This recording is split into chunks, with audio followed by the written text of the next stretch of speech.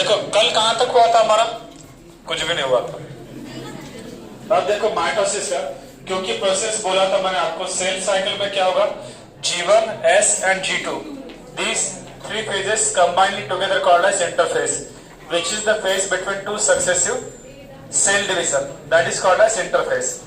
और उसके बाद क्या है, M phase।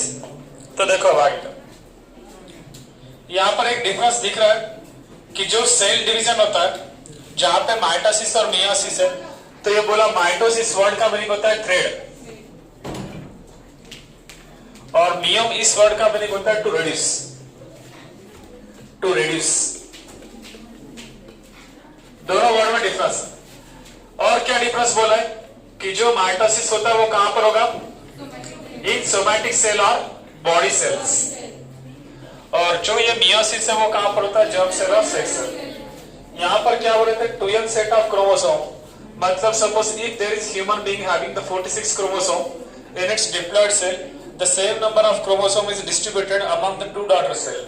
मतलब यहां पर क्या हो रहा है, एक पैरेंट है तो इससे जब ये 2 डॉटर सेल तैयार होंगे, 2 डॉटर, इन दोनों में क्या होगा, क्रोमोसोम नंबर चेंज नहीं होगा, इक्वली डिस्ट्रीब्यूट होता है। मतलब सेम जैसे फादर है वैसे ही बच्चे रहेंगे, फादर नहीं बोलेंगे मदर बोलेंगे। यहाँ पर जनरली बर्थ देने का राइट एक तो नेचर के पास है या तो मदर के पास है, इधर फादर है ही नहीं क्योंकि एक ही पैरेंट है, उधर दोनों पकड़ता। तो ये हो गया। इधर क्या हो रहा, मियोसिस के अंदर the chromosome number is reduced to half. 2n का क्या होता है, यहाँ पर अगर ये 2n है तो यहाँ पर n और n होगा पहले, और फिर यस n का क्या होगा, n और n।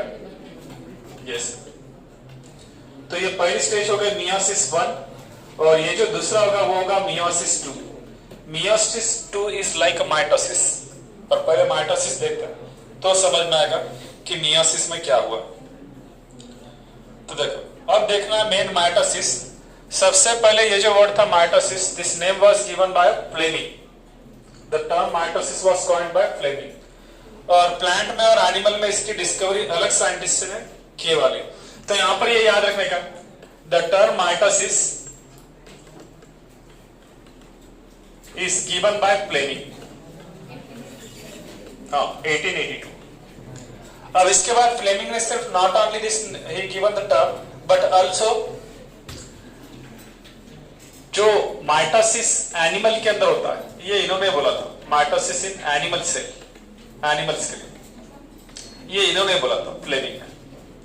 और अगर प्लांट के लिए बोले तो यहां पर कौन से साइंटिस्ट का नाम आता है, स्ट्रासबर्गर। इनका नाम कहां पर सुना है पहले, स्ट्रासबर्गर का नाम पहले कहां पर सुना आपने, फर्टिलाइजेशन में। The first fertilization, that is in case of angiosperm, male gamete is going to fertilize to female gamete to form a diploid zygote, that is called as first fertilization और syngamy, that was discovered by Strasburger. And second fertilization was given by Nawazuddin, वहां पर ये नाम आया था नवाज़ुद्दीन, ये नाम याद रखो, नवाजुद्दीन सिद्दीकी बोलेंगे, नेम याद रखो यहाँ पर, ठीक है। माइटोसिस के बारे में बेसिकली बोलने वाला मैंने अभी कि माइटोसिस वर्ड का मीनिंग ये होता है थ्रेड, मींस दोरा, बट कौन सा thread, chromatin thread. And Oasis word का मीनिंग आगे होता है प्रोसेस। तो माइटोसिस में क्या होने वाला, एक पैरेंट से 2 डॉटर सेल तैयार होने वाले जिसके अंदर क्रोमोसोम नंबर सेम रहेगा। जो भी डॉटर सेल रहते हैं वो पैरेंट के जैसे ही रहता है जेनेटिकली। अब जेनेटिकली आएगा तो फिनोटाइपिकली भी रहेगा, क्योंकि जीन सेम तो फिनोटाइप भी सेम, जीनोटाइप सेम तो फिनोटाइप सेम।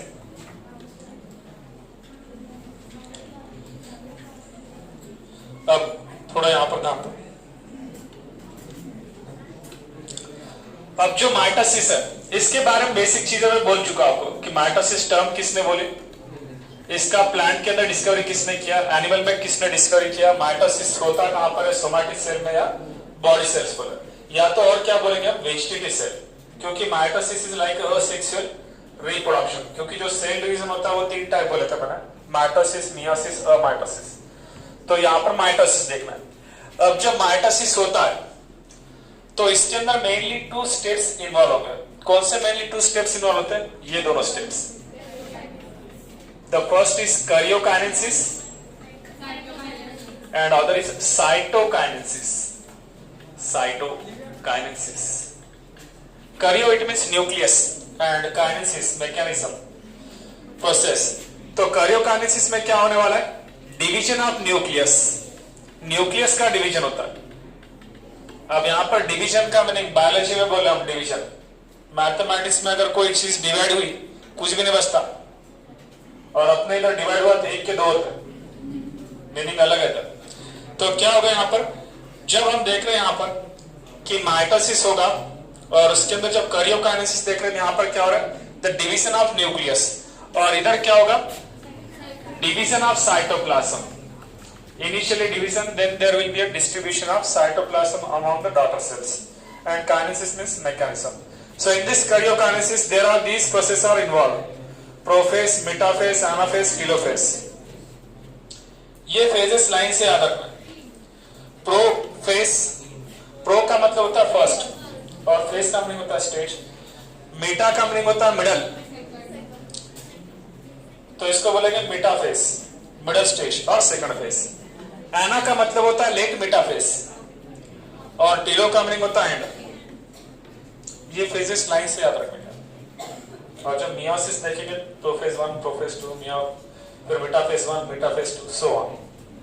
तो वैसा यहाँ पर ये 4 स्टेजेस याद रखना। और यहाँ पर जब साइटोकाइनेसिस देखेंगे तो यहाँ पर हम प्लांट सेल में कैसा होता है और एनिमल सेल में माइटोसिस कैसा होता है, बोला मत रहे। प्लांट सेल में साइटोकाइनेसिस कैसा होगा और एनिमल में कैसा होता है, ये याद रखना है।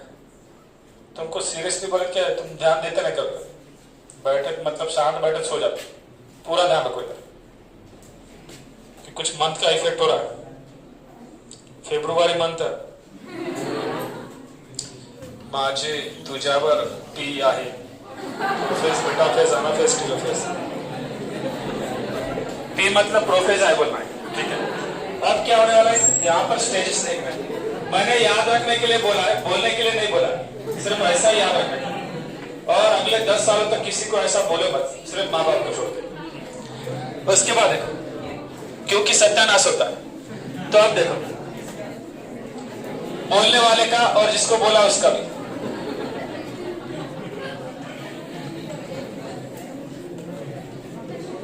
हाँ, अब देखो कैरियोकाइनेसिस।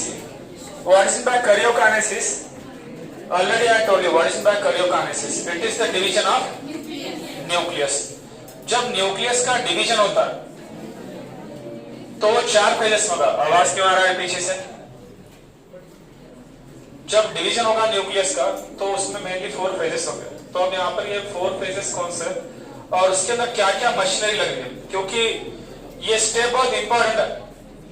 अगर माइटोसिस नहीं होता तो हमारी ग्रोथ नहीं होती, क्योंकि जब हमारा बर्थ होता है हम छोटे से रहते हैं, शिशु से वो बड़ा होता है, तो ये जो ग्रोथ हो रही है किसके हेल्प से हो रही है?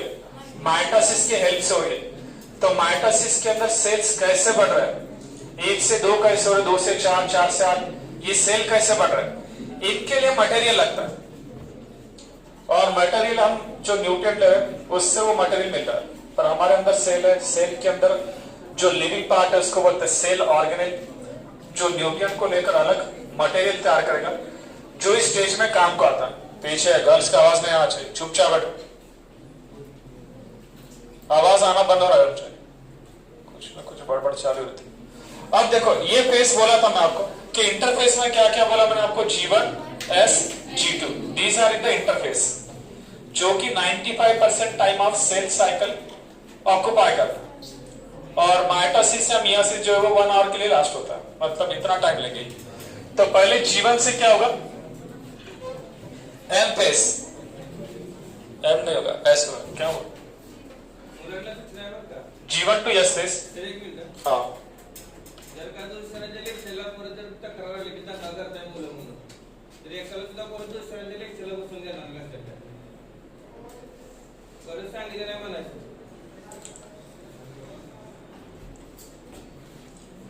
सुनाई दिया कि नहीं?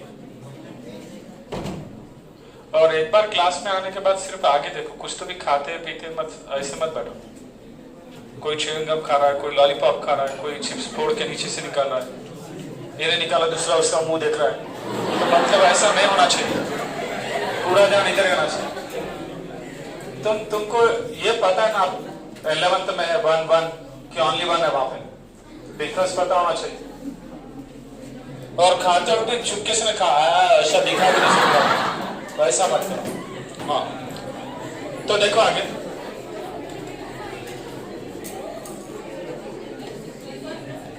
हाँ, कार्योकाइनेसिस में क्या बोला मैं? It is the division of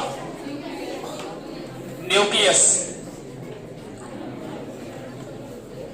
ठीक है, अब इसके अंदर क्या देख रहे देखो कि जब डिवीजन होगा न्यूक्लियस का by 4 phases, that is prophase, metaphase, anaphase and telophase, इसके लिए डिफरेंट काइंड की मशीनरी लगती है।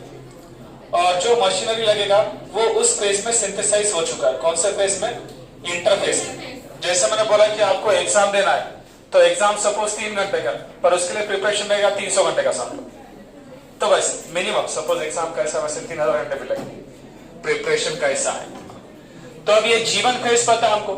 जीवन से एस फेज था, एस से G2, और G2 से कौन सी फेज है? M phase. ये पूरा सेल साइकिल था, ये मैं ऑलरेडी बोल चुका आपको। जीवन में 11 आवर, उधर 8 आवर, उधर 3 आवर, इधर 1 आवर लगेगा। ठीक है, और ये पूरा क्या था? ये सेल साइकिल है। अब ये सेल साइकिल होने के लिए डिफरेंट मशीनरी लग रही थी। हमने देखा कि जब एस फेज में डीएनए डिवाइड होना है, डीएनए का रेप्लिकेशन होना है, तो उसके लिए जो मटेरियल है वो इधर तैयार होता है। G2 के लिए जो लगेगा मटेरियल वो एस के बाद तैयार हो, वहां पर रेप्लिकेशन हो चुका है, और G2 के अंदर वो मटेरियल तैयार होगा जो एम के लिए लगेगा। तो यहाँ पर मेनली क्या लगता है? CDK protein. सीडीके मतलब साइक्लिन डाइकाइनेस, ये नाम का एक प्रोटीन है। पर यहाँ पर लास्ट को वर्ड देखो, काइनेस, मतलब ये एंजाइम है, और एंजाइम प्रोटीन से तैयार होता है, ये पता होना चाहिए। तो सीडीके प्लस फॉस्फोरिलेशन होगा, यहाँ पर प्लस लेके तो चलता है। फॉस्फोरिलेशन क्यों बोला? क्योंकि ये जो सेल साइकिल हो रहा है, इसके लिए एनर्जी लगती है। वर्ल्ड में कोई भी प्रोसेस हो, हर प्रोसेस को जनरली एनर्जी लगेगी। Without consuming energy none of the process is going to happen. एक पैसिव प्रोसेस एक्सेप्शन है, वहां पे हम बोलते हैं कि there is no expenditure of energy, but generally जो भी प्रोसेस होंगे उनको एनर्जी लगेगा। तो फॉस्फोरिलेशन मतलब समझ में आता है आपको कि एटीपी लगेगा, तो एडीपी आईपी से क्या तैयार होता है? एटीपी मतलब फॉस्फेट यहां पर ऐड हुआ, फॉस्फोराइलेशन, तो एटीपी लगेगा। उसके बाद एटीपी इधर यूटिलाइज होता है, सीडीके डीफॉस्फोराइलेशन। डी का मतलब क्या होता है? डिलीट। फॉस्फोराइलेशन मतलब जो एनर्जी है वो यहां पर यूटिलाइज हुई, डीफॉस्फोराइलेशन, इधर एनर्जी यूटिलाइज हुई। फिर उसके बाद यहां पर क्या होता है? इस स्टेज के अंदर यहां पर लगेंगे डिफरेंट सेट ऑफ प्रोटीन। आवाज इसका आ रहा है। Here will be the mitotic proteins are involved, plus यहां पर और लगेगा फॉस्फोराइलेशन। ये होगा।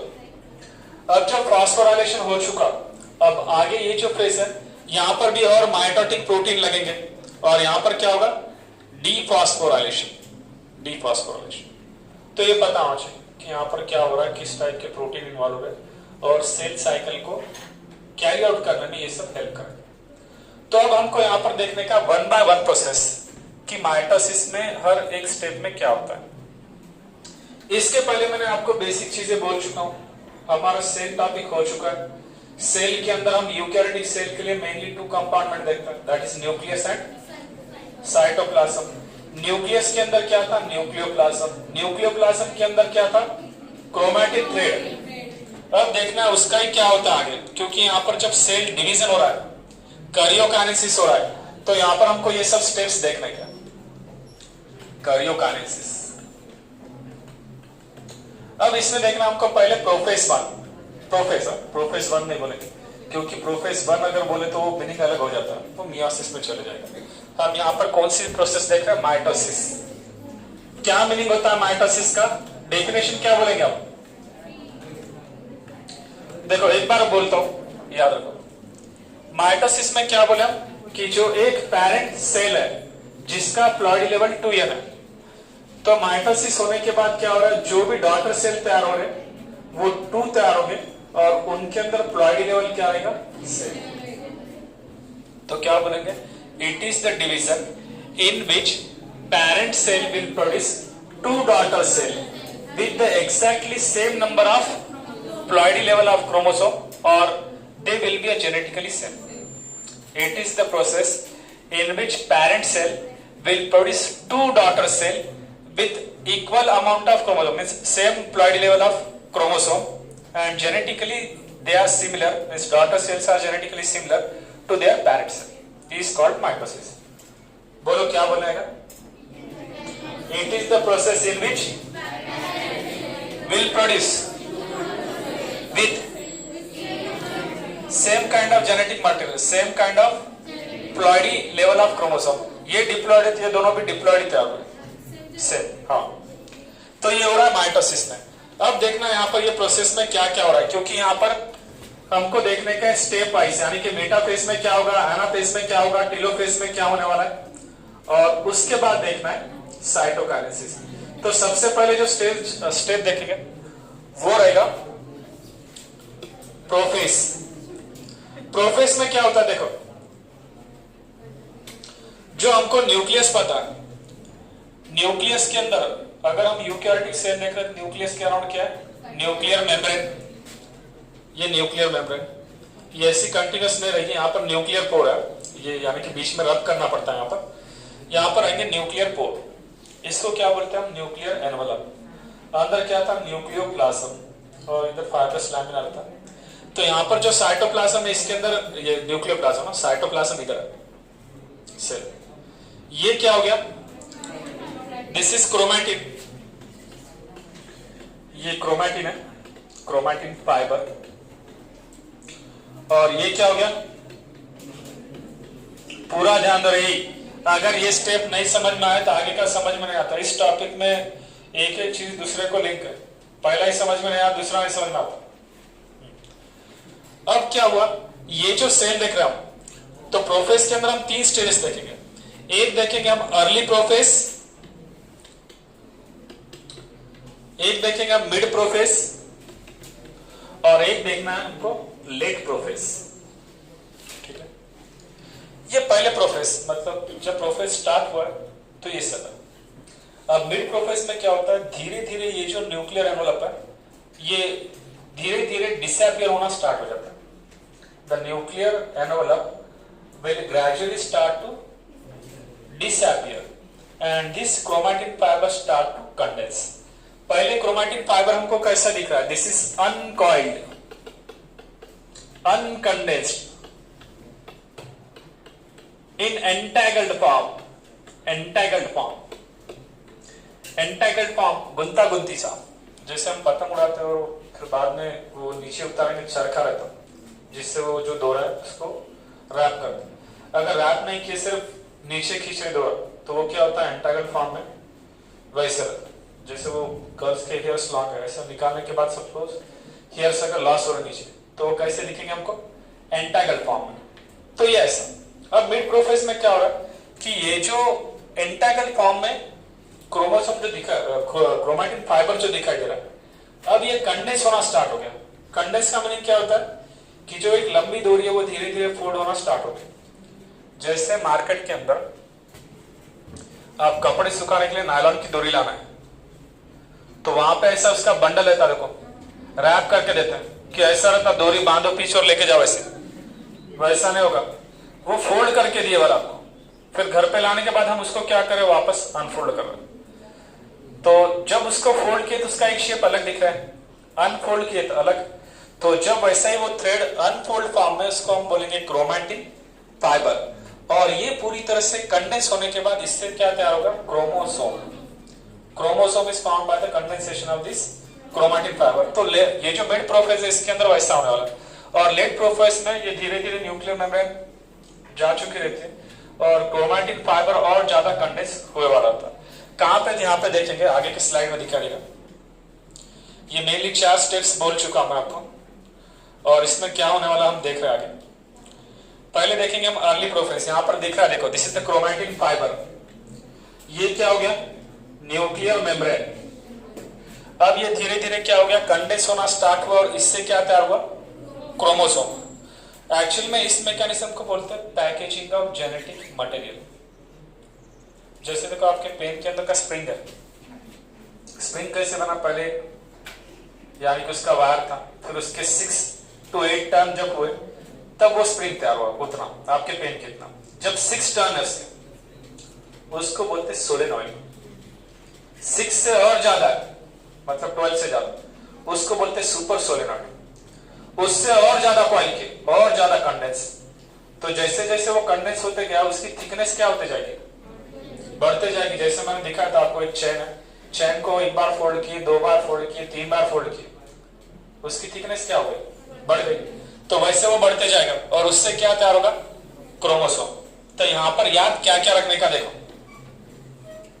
यहां पर क्या क्या याद रखने का, वो पॉइंट बोल देता हूं तो याद रखें। क्या बोले, देखो कि यहां पर न्यूक्लियर एनवलप क्या हो रहा है, डिसएपियर होना स्टार्ट हो जाता है। ये पहली फेज है, this is the first phase. किसके बारे में बात कर रहे हैं हम, प्रोफेज के बारे में। ये पॉइंट जो लिखे वाले मैं मिटाऊंगा तो उसके बाद आपको बोल रहा है। Prophase is the first phase of mitosis, it is the longest phase, ये लॉन्गेस्ट फेज रहती है। क्या हो रहा है इसके अंदर, न्यूक्लियर एनवलप डिसएपियर होना स्टार्ट हो गया। जो क्रोमैटिन फाइबर कैसे फॉर्म में था, बोलो कैसे फॉर्म में था, ये पहले अनकॉइल्ड और अनकंडेंस्ड और क्या बोला था, अनकंडेंस्ड और इंटेग्रल फॉर्म। ये क्या होगा, it will start to condense, it will start to condense. और जब ये कंडेंस हो रहा है मतलब यहाँ पर थोड़ा डिहाइड्रेशन भी होता है। डिहाइड्रेशन मतलब वाटर मॉलिक्यूल लूज होता है, क्योंकि जिसकी वजह से वो चिपकता है। तो ये क्रोमैटिन फाइबर कंडेंस होकर ही क्या तैयार हुआ, क्रोमोसोम तैयार हुआ। क्रोमोसोम दिखेगा वो, एक मैंने आपको पहले एनिमेशन दिखाया था, देखो कैसे तैयार होता है। और उसके पहले मैंने क्लास में दिखाया कि आपको क्रोमैटिन फाइबर से क्रोमोसोम कैसे हो रहा है, तो इसलिए मैं यहाँ पर और ज्यादा नहीं बोल रहा हूं। उसके बाद क्या होगा, जो सेल ऑर्गेनेल्स है वो भी धीरे धीरे डिसअपियर होना स्टार्ट होता है, क्योंकि उनको वापस आना है, 2 अलग अलग सेल, तो यहाँ के थोड़े डिसअपियर होना स्टार्ट हो जाते हैं। तो cell organelle starts to disappear, ये हो गया। उसके बाद यहाँ पर ये जो क्रोमैटिन फाइबर दिख रहा था ये इस तरीके का दिखता है, ये सब। अब और वैसे मैं इसके बारे में बोल चुका हूं, पर इसको और एक वर्ड आता है स्पीयरिंग स्टेज। ठंडी के सीजन में देखो, जब स्वेटर बनाना है घर पे तो पहले क्या करता है, वुल का बॉल लाके उसमें से जैसे जैसे वुल से हम स्वेटर बनाते जाते हैं वैसे वैसे वो थ्रेड क्या होता है, यूटिलाइज होता है। तो बॉल ऑफ वुल जो होता है उसको बोलते हैं स्पीयरिंग स्टेज। स्पीयरिंग स्टेज का मीनिंग होता है बॉल ऑफ वुल। वुल मराठी में इसको लोकर बोलता है। पश्मीना मेंढी नाम सुना है, कश्मीर की, उससे भी निकलता है। तो वैसे अब ऐसे बोलोगे नहीं तो बॉल ऑफ वुल से वो निकल रहा है, स्वेटर बन रहा है। Sweater is a chromosome, ball of wool is chromatin. तो स्वेटर दिखा, क्रोमोसोम याद आना चाहिए। तो ये हो गया स्पीयरिंग स्टेज। इतना याद रहता है, देखो कितने पॉइंट बोले। अभी मैं मिटाऊंगा, आपको बोलना है।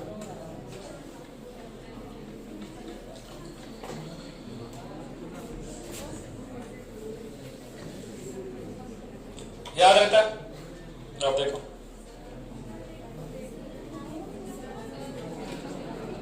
हाँ लिखना है, लिख लो।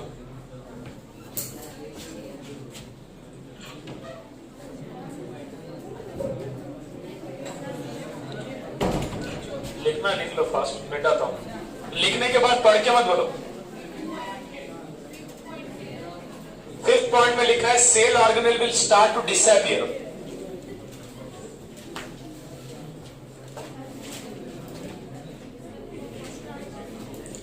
स्टार्ट टू डिसअपियर, डिसअपियर, ठीक है। ये डिसअपियर होना स्टार्ट हो जाएगा।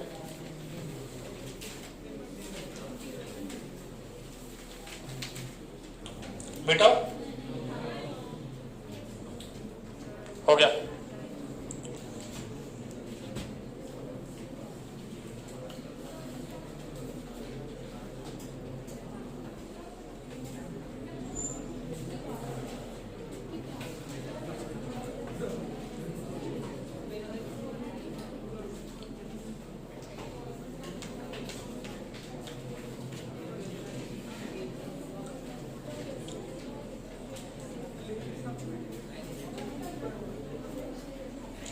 बेटा तो एक बार पॉइंट बोलो फिर याद हो जाएगा।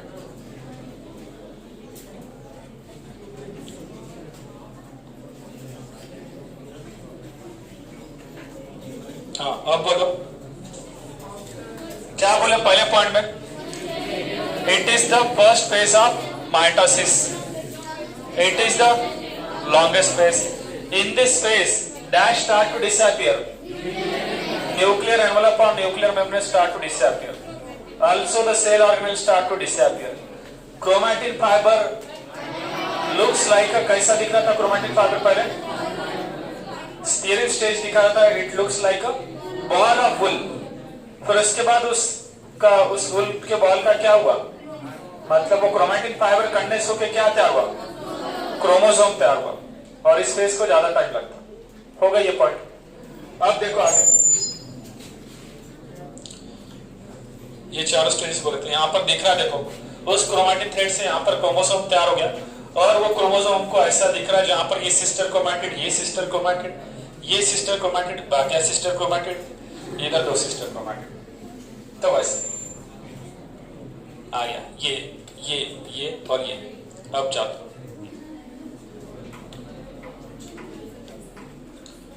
यहां पर, और प्रोसेस क्लियरली दिखाई दे रहा है आपको कि क्रोमैटिन फाइबर दिखे थे हमको पहले स्टेज में, नाम क्या लिखा था वहां पर? Early prophase. यहां पर क्या लिखा है? Late profess. बीच में एक फेज रहेगी जिसको मिड प्रोफेस बोलते हैं। तो क्रोमैटिन फाइबर से यहां पर क्या तैयार हो गया? क्रोमोसोम। और नॉट ओनली, वहां पर और एक पॉइंट ऐड करना है। क्या पॉइंट ऐड करना है? कि ये जब यहां पर दिख रहा है, ये देखो दिखाता हूं, ये जब अर्ली प्रोफेस आ गई, यहां पर ऐसे सेंट्रियोल होता है, कलर दूसरा लेकर दिखाता हूं, ध्यान रखो। एक पॉइंट उसके अंदर क्या ऐड करना है कि ये जो सेंट्रियोल दिख रहा है हमको, ऐसे दो सेंट्रियोल है, जैसे ये क्रोमैटिन फाइबर कंडेंस हो रहा है, इनको समझ में आ जाता है कि अरे सेल डिवीजन होने वाला है, तो दोनों जाके वहां पे ऐसे खड़े हो जाते हैं। फिर ये दो सेंट्रियोल में से क्या होता है? एक सेंट्रियोल इधर आता है और एक यहां पर रहता है, मतलब ये एक पोल हो गया, ये एक पोल हो गया, और बीच में का जो पोर्शन होता है वो होता है इक्वेटर। तो क्या बोलेंगे अब? The centriole will start to move toward the opposite pole because as the process is going on, these centriole will form the spindle fiber or microtubule which are radiating from pole to the equator. तो ऐसा क्या बोला? एक बार बोलो, इनके बारे में क्या बोला मैं? The centriole which are present toward the one pole will start to move toward opposite pole, opposite pole के तरफ जाएंगे। अब ये पोल इधर रहेगा, अब इधर दिखा है इसमें, मैं इसको उल्टा किए तो समझ में आ जाएगा। और ये मतलब देखो क्रोमोसोम तैयार हो गया, कहां तक? प्रोफेस में। प्रोफेस में कौन कौन से पॉइंट बोलना है समझ में आ गया। लास्ट पॉइंट में क्या बोला मैं? कि centriole will start to move toward the opposite pole, after that they will form the radiating microtubule, and how they are going to work we are going to see in the metaphase. Now this is prophase, और इसमें देख सकते हैं कि chromatin fibre से chromosome कैसे तैयार हुआ, क्लियरली इसके अंदर देखे समझ में आएगा। देखो ये सर दिखे अब क्रोमोसोम, नहीं एनिमेशन ओरिजिनल है, ओरिजिनल अलग होता है, इतना कलर मार के थोड़ी भेजा आपने को।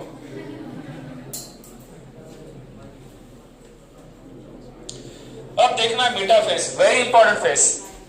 प्रोफेस में क्या बोले समझ में आ गया? First phase, longest phase, chromatin fibre condense होकर क्रोमोसोम तैयार हो गया, न्यूक्लियर एनवेलप चला गया, सेल ऑर्गेनेल जा रहे, और क्या हुआ? सेंट्रियोल अपोजिट पोल की तरफ मूव हो रहा। अब आगे देखो, लड़की का नाम क्या है? आगे देख, पलक, इधर देख, मैं इधर हूं। अब मीटा फेज, मीटा का मीनिंग होता है मिडल, बहुत फेमस नेम है मीटा, इसको मीटा पढ़ना, मीटा मत बोलो। फेसबुक और इसका भी नाम मीटा ही है ना। इन फ्यूचर बोलते हैं कि जो डिजिटल वर्ड होगा उसको मीटावर्स बोला जाएगा। तो ये वर्ड बहुत इंपॉर्टेंट है। मीटा का मीनिंग होता है मिडिल स्टेज, और फेस का मीनिंग होता है स्टेज। बोले मत रहे। इस फेस में क्या होने वाला है? This is the face. यहां पर जो पॉइंट बोला वो याद रखिए। यहां पर क्या पॉइंट बोल रहा हूं कि Meta face is identified by the complete disappearance of nuclear envelope. Nuclear envelope पूरी तरह से जा चुका है। पहले न्यूक्लियर एनवलप था इसके पास, अब पूरी तरह से जा चुका है। दूसरी चीज, यहां पर क्रोमोसोम क्लियरली दिखता है। Chromosome can be best studied in the metaphase because it is in condensed form. यहां पर ये कंडेंस्ड फॉर्म है। तीसरी चीज, this chromosome will come at the equator and will align along the equatorial plate। Align मतलब line से लगे, along the equatorial plate। क्या क्या बोला मैं आपको? This is the stage characterized by the complete disappearance of nuclear envelope. In this stage, chromosome can be best studied being it is condensed, and that chromosome now start to align along equatorial plate. This equatorial plate is also called as metaphasic plate।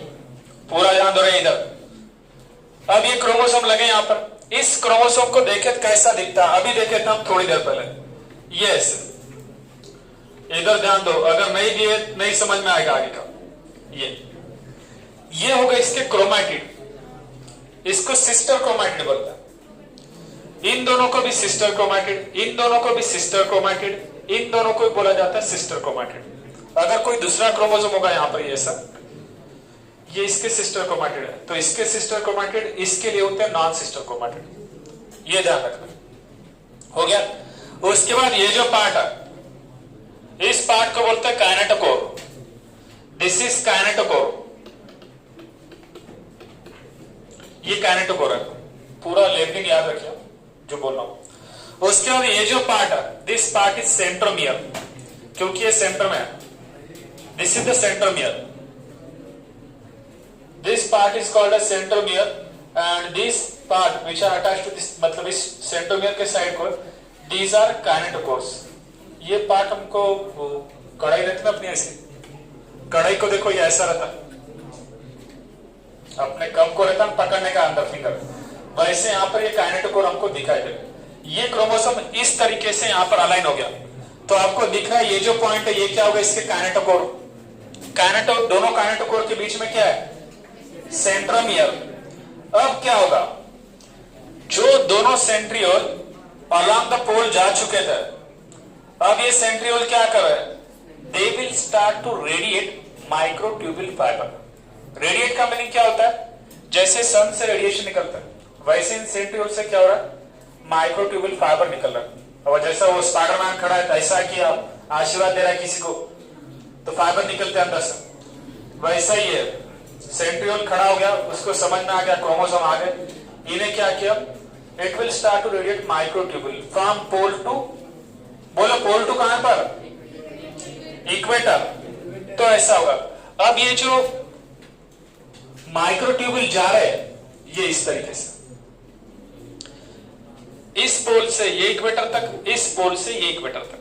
अब क्या होगा? This radiating microtubule now start to attach to the kinetochore, both the kinetochore from either of the side of the chromosome। एक इधर से attach हुआ, एक इधर से अटैच हुआ। समझ में आ रहा है क्या बोला मैं? दोनों साइड से इधर से अटैच हुआ। अब जो ये माइक्रोट्यूबुल क्रोमोसोम के काइनेटोकोर को अटैच हुआ, इसको हम बोलते हैं ट्रैक्टाइल फाइबर, क्रोमोसोमल फाइबर और काइनेटोकोर फाइबर। क्या बोला? बोलो इसको क्या बोलेंगे? जो इसको अटैच है, क्रोमोसोमल फाइबर, ट्रैक्टाइल फाइबर और काइनेटोकोर फाइबर जो अटैच है इधर से भी उधर से। और जो अटैच नहीं है, सीधा जा रहा है बिना इस क्रोमोसोम को अटैच हुए, पोल से लेकर पोल तक। ये एक पोल हो गया, ये एक पोल हो गया, ये क्या हो गया? इक्वेटर। तो जो फाइबर ऐसा सीधा जा रहा है, इसको हम क्या बोलेंगे? Continuous fibre. Being it is not attached to anywhere, arise from pole and moving up to the pole, तो उसको क्या बोलता है? Continuous fibre. ऐसा ठीक है। अब देखो और क्या होता है यहां पर, इधर निकाला मैं डायग्राम क्योंकि आगे और समझने के लिए। ये क्रोमेटिड है, इधर ध्यान दो क्योंकि ये स्टेज बहुत इंपॉर्टेंट है। यहां पर क्या बोला मैं, यहां पर क्या रहेगा, सेंट्रोमियर। साइड में कौन था, ये दोनों कौन है, इसको ये अटैच हुआ वाला क्या है, ये क्या, ये नाम बोला मैं आपको, क्रोमोसोमल फाइबर, ट्रैक्टाइल फाइबर और काइनेटोकोर फाइबर, ये अटैच है। ऐसे फाइबर जब इसको अटैच होता है, ये इधर, इस फेनोमेनन को और एक नाम है, इसको बोलते हैं कांग्रेशन। कांग्रेशन, कांग्रेस ले रही हो, कांग्रेस बीजेपी वाले, यहां पर कांग्रेशन का मिल मतलब एक जगह आकर, इसको बोलेंगे कांग्रेशन। यहां पर समझ में आ रहा है क्या क्या हुआ। इस एनिमेशन में देख लो कि यहां पर स्पिंडल फाइबर आए, क्रोमोसोम क्या हो गए, यहां पर अलाइन हो गए, ये स्पिंडल फाइबर इसको अटैच हो गए। देख रहा है, पूरा ध्यान रखो, एक बार और रिवाइज कर रहा हूं। क्या दिख रहा है, देखो यहां पर केयरफुली, क्या हो रहा है, will start to align along equatorial plate. एक बार पूरे पॉइंट बोलता है, याद रखो क्या बोलना है पहले पॉइंट में। Prophase is the phase which is this metaphase will come after the prophase. In the metaphase is observe, मतलब इसके अंदर हमको क्या दिख रहा है, इट इज, इसका कैरेक्टरिस्टिक क्या बोले आप कि this face is observe by absence of nuclear membrane और न्यूक्लियर एनवेलप डिसअपियर। और क्या दिखता है clear, chromosome. Chromosome can be clearly seen being it is in condensed form. It can be best studied in this space. Now this chromosome will start to align at equatorial plate. This equatorial plate is also called as metaphasic plate. और generally ये face दिखती है हमको circular form में। इसको अगर zoom से देखो दिखाई देगा आपको,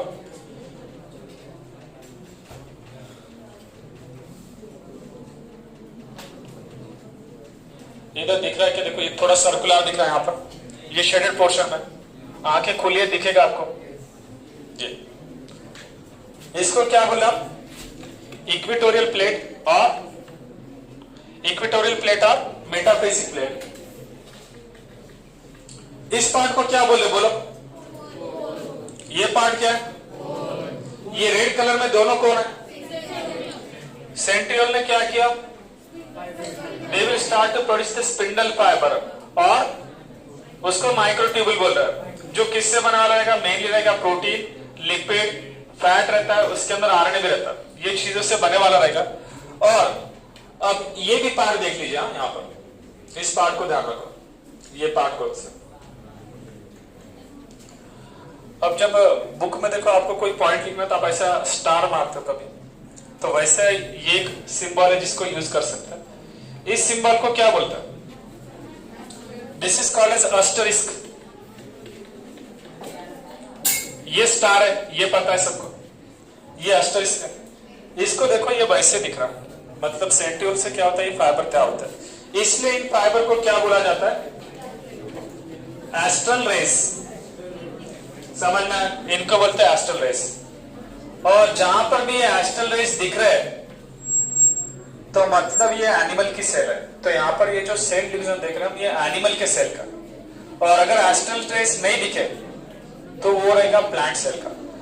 इन case of animal cell the division is amphiastral and in case of plant cell it is anastral type of cell division. उसके अंदर एस्ट्रल रेस तैयार नहीं होंगे। वो राजस्थान में हमारे उधर ये वो कठपुतली पता है, तो उसके अंदर ऐसे दो लकड़ी रहते हैं और उसको डोरे लगा रहते हैं, और इसको फिर जैसा इधर हम हाथ हिलाएंगे वैसे अकॉर्डिंगली इधर मूवमेंट होगी। तो मतलब ये हो गया सेंट्रियोल, ये हो गया स्पिंडल फाइबर, और नीचे वो कठपुतली मतलब हो गया क्रोमोसोम।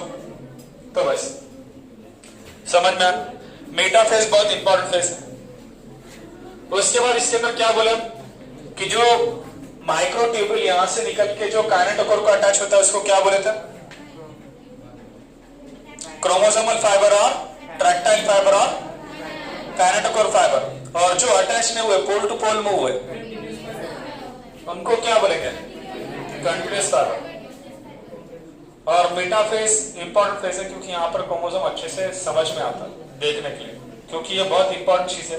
हम कैसे क्या है हमारे में जो भी इंफॉर्मेशन है वो इंफॉर्मेशन कहां पर है? क्रोमोसोम में। अरे सब तरफ क्रोमोसोम है। ये एनाफेज है एक्चुअल में। अब आप बोल सकते ये क्या था बोलो, मैं अगर पूछता आपको ले ये क्या था बोलो, ये क्या था जो इसको अटैच था? ये समझो काइनेटोकोर, तो ये हो जाएगा क्रोमोसोमल फाइबर। ठीक है, अब यहां से ये खींचा जा रहा है। ये पहले क्रोमोसोम कहां पर आ गया? इक्वेटोरियल प्लेट पे। अब ये खींचे जा रहे मतलब ये क्या रहेगा? एनाफेज। क्योंकि एनाफेज में क्या होता है कि ये वहां से खींचना चालू होता है। अभी नॉर्मली देखो, suppose if here any girl is standing with long hairs, so she is standing in this rare medium, the hair will be straight, there is a gravitational force is going to act. But suppose that girl is keeping her head in the water medium.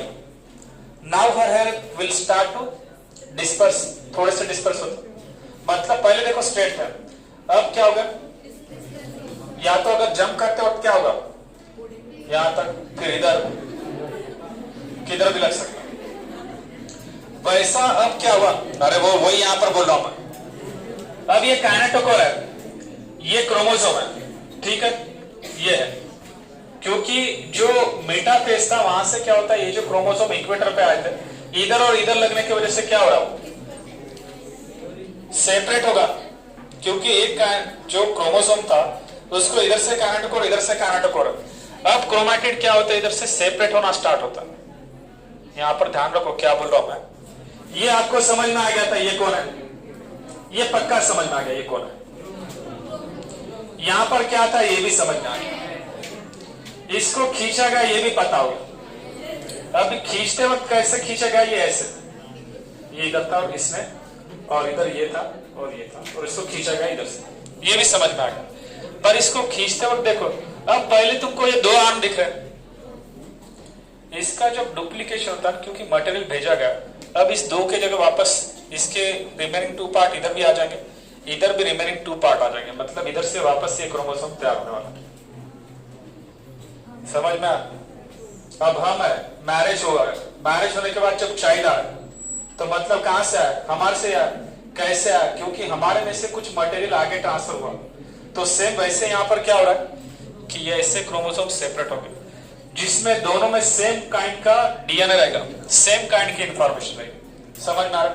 और जब ये separate होता है तब ये अलग अलग shape दिखाता है, मतलब सेंट्रोमियर अलग अलग पोजीशन को आता है। कैसे? तो अभी मैंने बोला है कि अगर कोई गर्ल ऐसी खड़ी, हेयर स्ट्रेट, थोड़ा जंप किए बाल ऊपर उड़े, जोर से जंप किए यहाँ पर, और जोर से जंप किए ऊपर, और किया तो ऊपर, तो ऐसे ऊपर मतलब जंप ऊपर बोल रहा हूं। यहां पे दिख रहा है क्या हो रहा है बोलो? यहां पर क्या क्या पॉइंट बोलने के? एनाफेज में एना का मीनिंग होता है लेट। क्या क्या बोलेंगे? एनाफेज, ये लेट फेज है।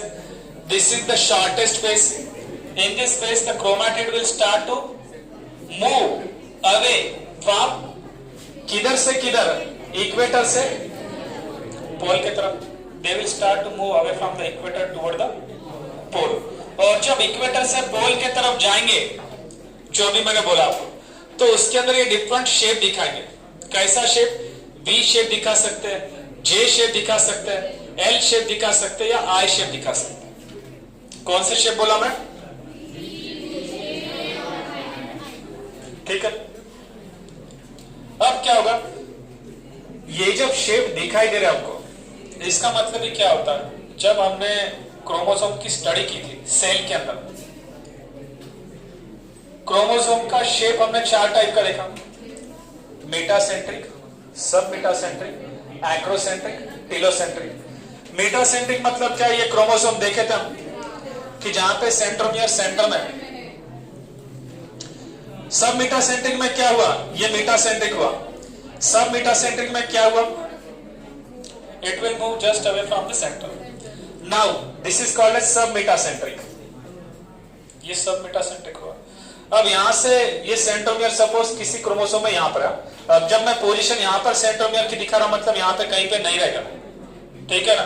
नहीं बोलोगे इधर भी है, इधर भी है, इधर भी है, और ऐसा एक्रोसेंट्रिक है, वैसा याद मत रखो।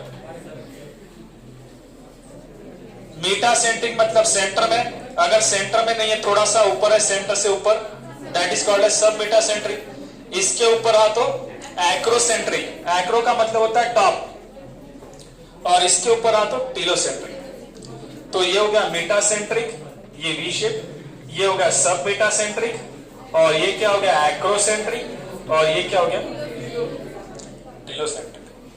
तो ये ऐसे शेप इसके दिख सकता है। जैसे यहां पर देखो इस सेंट्रोमियर से ये खींचे गए, खींचते वक्त इसका शेप अलग दिखता है। और एक चीज यहां पर याद रखने का कि अब देखो ये खींचे जा रहा है, इसके अंदर एक हाइपोथेटिकल लाइन है, इस लाइन को बोलते हैं इंटरजोनल फाइबर। कल पूछा था मैंने, किसने पूछा था? हाँ, interzonal fibre, this is interzonal fibre. ये याद रखना। कंटिन्यूअस फाइबर क्या है, ट्रैक्टाइल फाइबर क्या है, ये सब मैं बोल चुका। हमने 3 टाइप के फाइबर देखे, क्रोमोसोमल फाइबर, ट्रैक्टाइल फाइबर और काइनेटोकोर फाइबर। ये एक हो गया, समझ में आ गया। कंटिन्यूअस फाइबर समझ में आ गया, इंटरजोनल फाइबर ये भी समझ में आ गया। तो तीनों फाइबर याद रखने का। ये कौन है, बोलते जाओ सेंट्रियोल। ये कौन है, एस्ट्रल रेस है। ये क्या है, ये ऐसा है, देखो ऐसे खड़े थे तो कुछ बाल इधर से आ रहे, कुछ पीछे गए, एस्ट्रल रेस है, ठीक है। और ये क्या बोले बीच में इसके, अरे इसके बीच में नहीं, यहां पर बोला मैं इंटरजोनल फाइबर। क्या क्या बोलना देखो एनाफेज में। ये फेस किसके बाद थी, मेटाफेज के बाद थी। ये सबसे शॉर्टेस्ट फेस थी, तो सबसे लॉन्गेस्ट फेस कौन सी थी, प्रोफेज था, सोए वाला था प्रोफेज, ध्यान रखने का। हाँ प्रोफेज बराबर। और इसके अंदर क्या हुआ, क्रोमैटिड क्या हुआ, स्प्लिट हुए, कहां से, इक्वेटोरियल प्लेट से, और किधर गए, पोल की तरफ। किसके हेल्प से, स्पिंडल फाइबर और माइक्रोट्यूबुल फाइबर होते हैं, या माइक्रोट्यूबुल बोलो, माइक्रोट्यूबुल फाइबर नहीं, माइक्रोट्यूबुल, छोटे छोटे ट्यूब्स। तो इससे ये हो गया एनाफेज। और बाद में क्या करता है, ऐसे शेप भी दिखा रहा था। क्यों शेप दिखा रहा था, क्योंकि ये ओरिएंट हो रहा है। जैसे देखो तुम केमिस्ट्री में एसपीडीएफ पता है आपको, शार्प प्रिंसिपल डिफ्यूज फंडामेंटल, इसको एसपीडीएफ बोलते हैं, ठीक है। अब जब वहां पे sp3, sp2 और sp3 हाइब्रिडाइजेशन देखते हो, वहां पे 1 s और 3 p ऑर्बिटल, वहां पे वाटर मॉलिक्यूल में वी शेप दिखता है, देखो bend symmetry, bond angle 107 degree दिखता है। तो वैसे क्या हो रहा है कि यहां से जब क्रोमोसोम जाएंगे कि कैसे भी स्प्लिट हो सकते, इसको ओरिएंटेशन बोलते हैं। जैसे फैन का ओरिएंटेशन दिख रहा है, अपने 3 ब्लेड्स दिख रहा है। कुछ फैन को 4 ब्लेड भी रहते छोटे, एक वो रहता जो शादी में लगा रहता भट्टा, जिधर घूमता फास्ट, 2 ही रहता पत्तीस को, पर घूमता बहुत फास्ट। तो मतलब ओरिएंटेशन देखो हम ब्लेड का, या तो हम 4 बलून लगा के उड़ा रहे, तो उनका ओरिएंटेशन कैसा होगा। तो वैसे इनके डिफरेंट शेप आवा है। शेप याद रखने, कौन से शेप बोला मैंने, वी, जे, उसके बाद, और उसके बाद कौन सा बोला, एल और आई। वी मतलब कौन सा हो गया, मेटासेंट्रिक। जे मतलब क्या हुआ, उसके बाद एल मतलब क्या हुआ, एक्रोसेंट्रिक। जोर से बोलो रे, खाना खाएगी नहीं तुम। और जो लास्ट का आय था वो कैसा है, तो ये चारों बताओ। एक बार बोल सकते क्या पॉइंट बोलो, anaphase is the shortest phase. फिर एनाफेज क्या हुआ, chromatid will start to move from where to where, equator to pole. Equator to pole जाते तो कैसे दिख रहे थे, अलग अलग शेप के दिख रहे थे। कौन से शेप अभी बोले, तब तुमको सिमेट्रिक कैसे दिख रही थी, मतलब शेप कैसे कैसे दिख रहा था, और उसको नाम क्या दी शेप, मेटासेंट्रिक। हाँ इस फेज में समझ में आ रहा है। फिर क्या हुआ, ये जो क्रोमोसोम है अब ये मूव हो रहा है, तो मतलब लेबलिंग तुमको पूरा करना है। इन दोनों के बीच में क्या दिखाया था मैं, ये ऐसा इंटरजोनल फाइबर, और जो इसको अटैच है वो क्या हो गया, काइनेटोकोर को अटैच बोले हम क्रोमोसोमल ट्रैक्टाइल फाइबर और काइनेटोकोर फाइबर। उसके बाद कंटिन्यूस फाइबर, ये दोनों कौन है? सेंट्रियोल। ये देखो ये सेंट्रियोल जब तक है तब तक हमारे में डिवीजन होता है, अगर ये नहीं रहता तो डिवीजन नहीं होता। हमारे बॉडी में ब्रेन के अंदर सेंट्रियोल नहीं होता, इसलिए ब्रेन के सेल जो है वाले वो कभी भी मल्टीप्लाई नहीं होता। एम्ब्रियोनिक कंडीशन में जो ब्रेन के सेल आ गए, न्यूरॉन्स आ गए, वो बाद में कभी भी मल्टीप्लाई नहीं होता, बाकी पूरे बॉडी की ग्रोथ होती है। तो मतलब सेंट्रियोल ये ब्रेन में और मसल में नहीं रहेगा, जहाँ पे मल्टीप्लिकेशन होगा। तो ब्रेन के अंदर मल्टीप्लिकेशन नहीं होता, एक बार जितने सेल है उतने होता है, पर कुछ डैमेज है न्यूरोग्लियल सेल उसको हेल्प करते हैं रिपेयर करने में। तो याद रखना है सेंट्रियोल है जहां जहां 1 से 2 होंगे वहां पर, तो ये जरूरी है, इसके सिवा नहीं होता। और ये सेल के अंदर न्यूक्लियस के टुवर्ड दिखता है सेंटर के तरफ, इसलिए इसका नाम दिया हुआ है सेंट्रियोल।